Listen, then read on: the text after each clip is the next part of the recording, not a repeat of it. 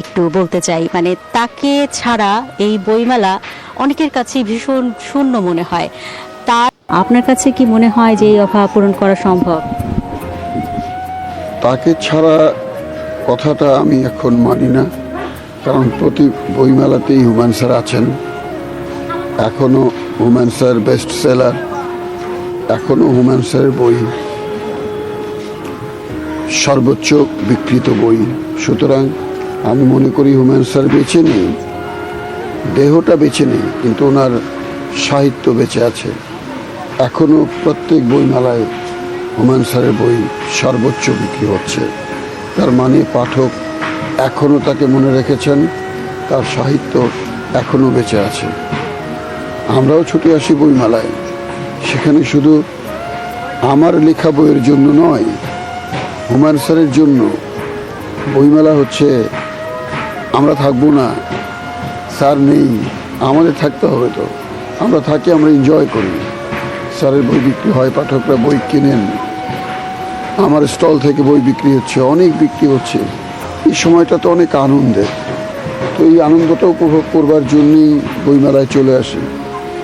এবার বারবার কষ্ট পেয়েছি, এই শুনি হবে আবার হবে না, আবার শুনি হবে আবার হবে না, এই যে একটা দোদুল্যমান অবস্থা। এবং শেষ সময় এসে একেবারেই খুব অল্প সময়ের জন্য মেলাটা শুরু হলো, মনটা মানছেই না, খুবই কষ্ট হচ্ছে। আমি আশা করছি যেন সময়টা বাড়ানো হয়। সময়টা বাড়ালে আমার মনে হয় না কোনো অসুবিধা হবে।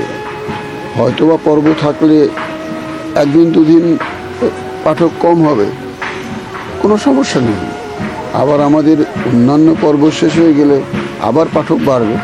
সময়টা বাড়ানো আমি মনে করি অনেক জরুরি, কারণ এখনও আপনি শব্দ শুনছেন, এখনও স্টল রেডি হয়নি, এখনও স্টলের কাজ চলছে। আমি মনে করি আরও 3-4 দিন পরে মেলাটা ঠিকঠাক মতো একদম তৈরি হবে। তো 3-4 দিন পরে যদি তৈরি হয় তো কদিন চলবে? তখন দেখা যাবে আর মাত্র হাতে গোনা 10 দিন পাবে। মানে মন ভরবে না। আমার মনটা তো এখনই খারাপ। একদম। অনেক পাঠকই আসলে আপনার মতোই মন খারাপ করে এই বইমেলায় ঘুরঘুর করছে। আমরা আবারও একটু হুমায়ুন আহমেদ স্যারের প্রসঙ্গে ফিরতে চাই। হুমায়ুন আহমেদ স্যার তিনি তো কেবলমাত্র চর্চার মধ্য দিয়ে এত বড় লেখক হননি, ঈশ্বর প্রদত্তও হয়তো বা কিছু ছিল। আপনার কাছে কি মনে হয় যে মানে কেবল চর্চায় একজন লেখক এরকম বড় মাপের লেখক হতে পারেন, নাকি আলাদা কিছু ঐশ্বরিক কোনো ব্যাপার থাকতে হয়? অবশ্যই চর্চার মাধ্যমে নয়। চর্চা কি কম মানুষ করেন? মেধা তো সৃষ্টিকর্তা দিয়ে দেন। সুতরাং আল্লাহ পাক ওনাকে সেই ক্ষমতা দিয়েছেন লিখবার। আল্লাহ পাক অসাধারণ মেধা দিয়ে